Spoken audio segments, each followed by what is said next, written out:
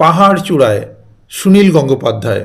অনেক দিন থেকে আমার একটা পাহাড় কেনার শখ, কিন্তু পাহাড়কে বিক্রি করে তা জানি না। যদি তার দেখা পেতাম দামের জন্য আটকাতো না। আমার নিজস্ব একটা নদী আছে, সেটা দিয়ে দিতাম পাহাড়টার বদলে। কে না জানে পাহাড়ের চেয়ে নদীর দামই বেশি। পাহাড় স্থানীয়, নদী বহমান।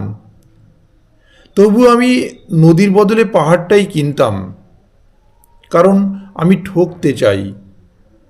নদীটাও অবশ্য কিনেছিলাম একটা দ্বীপের বদলে। ছেলেবেলায় আমার বেশ ছোট্টখাট্ট ছিমছাম একটা দ্বীপ ছিল, সেখানে অসংখ্য প্রজাপতি। শৈশবে দ্বীপটি ছিল আমার বড় প্রিয়।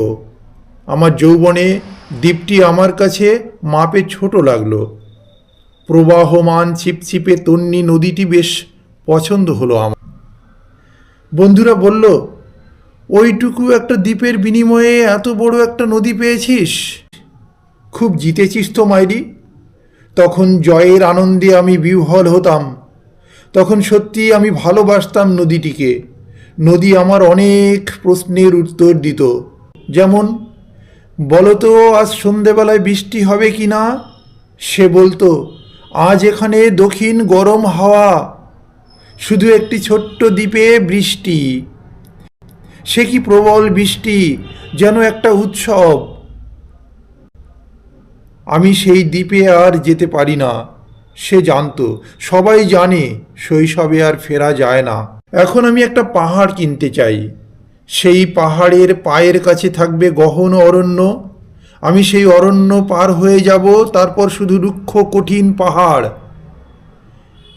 একেবারে চূড়ায়, মাথার খুব কাছে আকাশ, নিচে বিপুলা পৃথিবী, চরাচরে তীব্র নির্জনতা। আমার কণ্ঠস্বর যেখানে কেউ শুনতে পাবে না। আমি ঈশ্বর মানি না, তিনি আমার মাথার কাছে ঝুঁকে দাঁড়াবেন না।